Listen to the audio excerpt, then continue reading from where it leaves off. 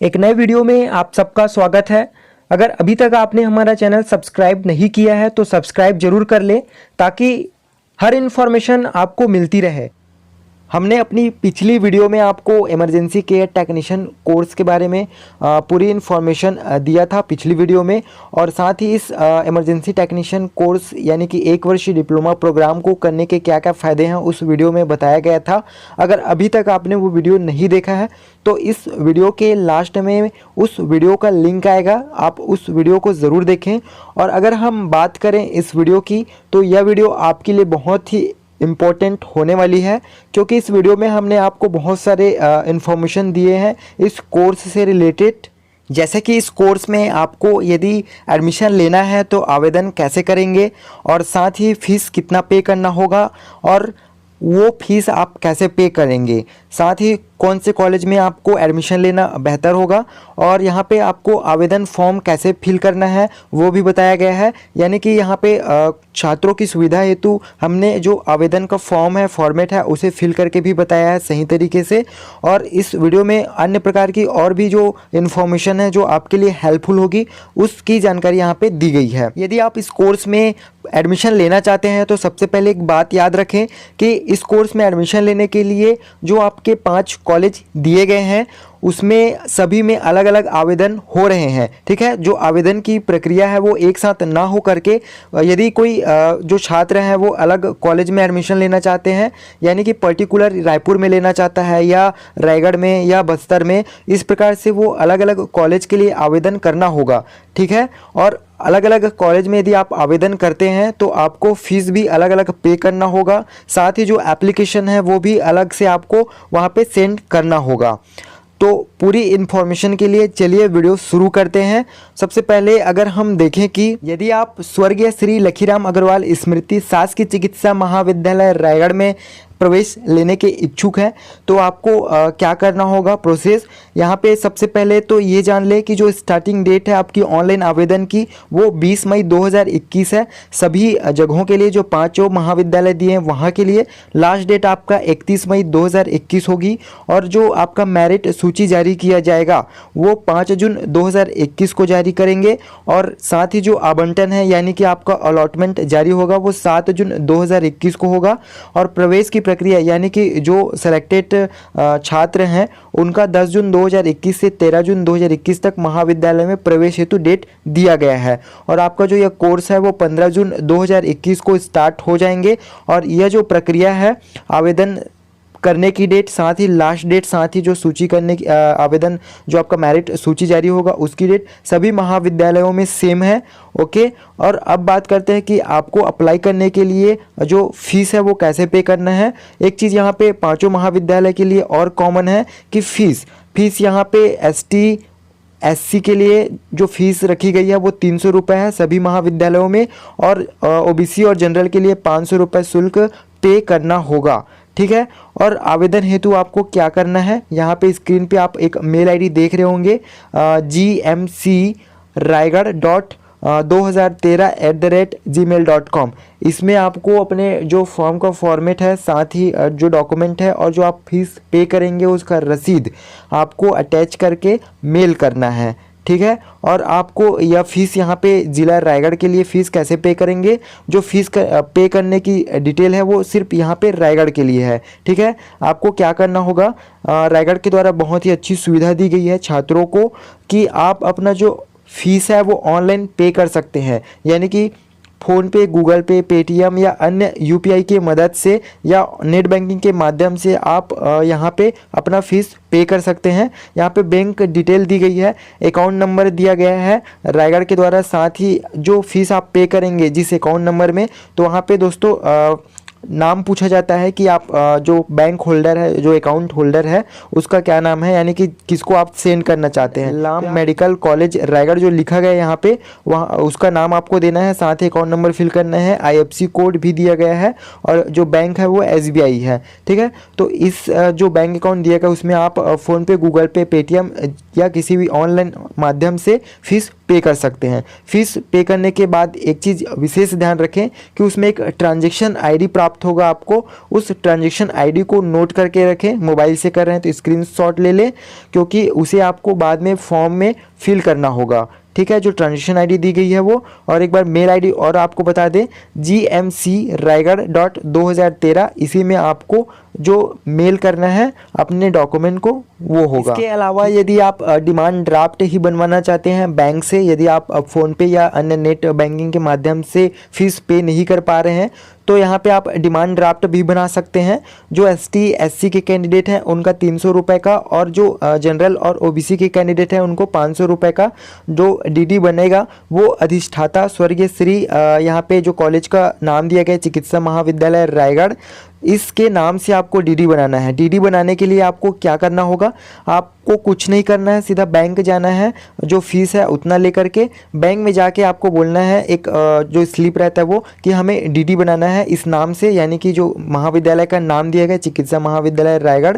और उसके बाद आपको एक स्लिप दिया जाएगा जिसमें जो DD का रजिस्ट्रेशन नंबर है वो रहेगा, उसको आपको रख लेना है। ठीक है, डिमांड ड्राफ्ट बनाने की जो लास्ट डेट है वो 31/5/2021 है, शाम 5:30 बजे तक। यदि आप DD के माध्यम से फीस पे करना चाहते हैं तो आपके लिए 2 ऑप्शन है, यदि आप DD भी बनवा सकते हैं या किसी भी तरह से और फ़ोन पे, गूगल पे, पेटीएम या UPI के माध्यम से पे कर सकते हैं। ज़्यादा बेटर आपको सुविधा जो रहेगा वो ऑनलाइन माध्यम से ही रहेगा, यानी कि फ़ोन पे, गूगल पे या अन्य UPI के माध्यम से ही। और चलिए जो नेक्स्ट आपको कॉलेज है वो देख लेते हैं। यदि आप सरगुजा ज़िले से हैं या सरगुजा में अप्लाई करना चाहते हैं शासकीय चिकित्सा महाविद्यालय अंबिकापुर सरगुजा में, तो यहाँ पे सबसे पहले सीटों की जानकारी ले लें कि यहाँ पे टोटल जो सीटें हैं वो 5 हैं, और अनारक्षित में यानी कि अनरिजर्व कैटेगरी में 4 हैं, और अनुसूचित जनजाति, साथ ही अनुसूचित जनजाति, यहाँ पे अनुसूचित जनजाति के लिए 1 सीट रिजर्व रखी गई है। और यदि जो बाकी के कैटेगरी हैं वो जनरल कैटेगरी से फाइट कर सकते हैं। यहाँ पे जो 4 सीटें हैं वो मुक्त है, इसमें सभी कैटेगरी के जो कैंडिडेट हैं, जो स्टूडेंट हैं वो फाइट करेंगे। ठीक है, और यहाँ पे आपको अपना आवेदन किस प्रकार से भेजेंगे, तो यहाँ पे जो मेल आईडी दिया गया है स्क्रीन पे आपको दिख रहा होगा, उसमें आपको 20 मई 2021 से 30 मई 2021 शाम 4 बजे तक मेल करना है अपने डॉक्यूमेंट्स को और जो फॉर्म का फॉर्मेट है उसको। ठीक है, अंबिकापुर महाविद्यालय में प्रवेश लेने के लिए आपको फीस किस प्रकार से पे करना है, तो क्या करना होगा, आपको यहाँ पे अकाउंट नंबर दिया गया है और साथ ही IFSC कोड दी गई है। आप किसी भी माध्यम से जो अपना फीस है वो इस अकाउंट नंबर में डाल दें, ऑनलाइन जो हमने बताया आपको कि फ़ोन पे, गूगल पे या किसी भी तरीक़ा से। और साथ ही फ़ीस पे करने के बाद आप उसका स्क्रीनशॉट लें, क्योंकि उसमें जो ट्रांजैक्शन ID रहेगा वो आपके काम का रहेगा। ठीक है, और यहाँ पे मेल ID में ही आपको भेजना होगा आपके जो फॉर्म है उसको। ठीक है, और जो नेक्स्ट आपका महाविद्यालय है PJN स्मृति चिकित्सा महाविद्यालय रायपुर, यदि इसमें आप प्रवेश के इच्छुक हैं तो आपको एडमिशन हेतु क्या करना है, स्क्रीन पे जो मेल आईडी आपको दिख रहा है वहाँ पे अपने डॉक्यूमेंट अटैच करके, साथ ही जो आपने फ़ीस पे किया है उसकी स्लिप और फॉर्म का फॉर्मेट अटैच करना है, PDF बना करके मेल करना है। ठीक है, और इसमें अप्लाई करने के लिए आप फीस किस प्रकार से पे करेंगे, तो यहाँ पे आपको डिमांड ड्राफ्ट बनाना होगा। डिमांड ड्राफ्ट जो नाम रहेगा उसमें PTJNM रायपुर CG रहेगा। डीन के नाम से आपका जो चालान है वो पटेगा, और चालान पटाने के बाद आपको उसका जो स्कैन करना है, स्कैन करने के बाद मेल आईडी में आपको अपने फॉर्म फॉर्मेट के साथ सेंड करना है। उसके अलावा यहाँ पे दोस्तों डिमांड ड्राफ्ट की जो ओरिजिनल कॉपी है उसको PJN स्मृति चिकित्सा महाविद्यालय में पोस्ट भी करना होगा आपको, यानी कि आपका जो डिमांड ड्राफ्ट है उसकी ओरिजिनल कॉपी वहाँ पे स्पीड पोस्ट ऑफिस के ज़रिए सेंड करना होगा। इस प्रकार यहाँ रायपुर में यदि आप अप्लाई करना चाहते हैं तो ये प्रोसेस है। और सिम्स के लिए यहाँ पे सिम्स बिलासपुर के लिए यदि आप अप्लाई करना चाहते हैं तो दिए गए मेल आईडी, ये जो मेल आईडी आपको स्क्रीन पे दिख रहा होगा studentcellsims18@gmail.com, इसमें आपको आवेदन अपना भेजना होगा। जो आवेदन जो शुल्क है वो आप ऑनलाइन के माध्यम से सेंड कर सकते हैं यदि आप बिलासपुर के लिए अप्लाई करना चाहते हैं तो। और यहाँ पे अकाउंट नंबर दिया गया है, पंजाब नेशनल बैंक शाखा जो रहेगी वो सिम्स का अकाउंट नंबर यहाँ पे दिया गया है, साथ ही IFSC कोड।